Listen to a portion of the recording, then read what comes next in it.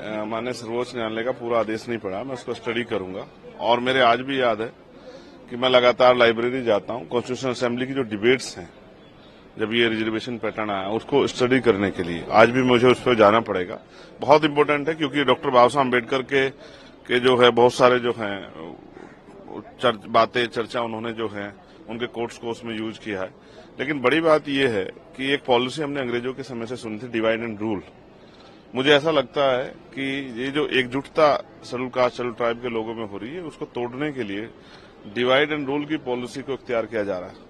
अभी मुझे इसमें यह भी जानकारी करनी है कि माननीय सर्वोच्च न्यायालय में जिन जजों ने ये ऑर्डर किया है उसमें से SC/ST के कितने, ये बहुत इंपॉर्टेंट है। अगर आप वर्गीकरण करना ही चाहते हैं तो मैं चाहता हूं कि सर्वोच्च न्यायालय से इसकी शुरुआत होनी चाहिए। भाई वहां तो लंबे समय से कुछ ही परिवारों को कब्जा किया, और चलो SC/ST OBC को तो आप घुसने नहीं दे रहे हो, लेकिन क्या सामान्य जाति के और लोगों में अवसर नहीं है तो उनको भी आप मौका नहीं दे रहे हो। तो अगर आपको करनी है किसी वर्गीकरण की शुरुआत तो शायद वहीं से की जाए, सर्वोच्च संस्था। नीचे से क्या करना चाहते हो? क्या मॉनिटरिंग किए कभी SC/ST के जो आपने ऑर्डर किया था रिजर्वेशन इन प्रमोशन का, आपने कहा सरकार दे सकती है, क्या कभी मॉनिटरिंग किया आपने? SC/ST का बैकलॉग भरा गया, कभी आपने मॉनिटरिंग की? SC/ST पे जो कास्ट एट्रोसिटी हो रही है किन जातियों पे हो रही है, आपने कभी मॉनिटरिंग की? क्या आपको जानकारी है कि क्या आंकड़े हैं SC/ST को जो रिजर्वेशन मिल रहा है नहीं मिल रहा है, उनकी आर्थिक स्थिति के क्या आंकड़े आपके पास? बंद कमरे में बैठ के कुछ भी फैसला ले लिया जाएगा।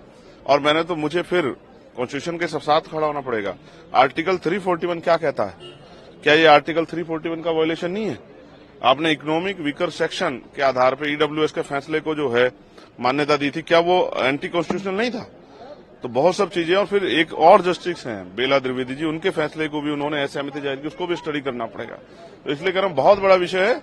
अगर कोई हमें बांटने का प्रयास करेगा किसी गलत मंशा से, अगर वास्तविकता में नीचे जो लोग हैं उनको उठाना चाहते हो, तो जो जितना NFS करके संविदा, लेटरल एंट्री और तमाम तरह से ठेकेदारी करके जो SC/ST की नौकरियों खाया जा रहा है उस पर क्यों नहीं आप स्टैंड लेते?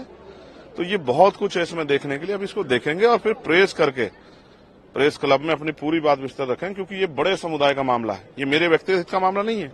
ये एक बड़े समाज का, जो आजादी के 75 साल बाद भी, जिसको हम अमृतकाल कह रहे हैं, सरकार अमृतकाल कह रही है, और जिसको कह रहे हैं विकसित भारत, उसकी 5वीं देश की, दुनिया की 5वीं अर्थव्यवस्था की जहां बात हो रही है, वहां SC/ST कहां खड़ा है? क्या कास्ट एट्रोसिटी खत्म होगी?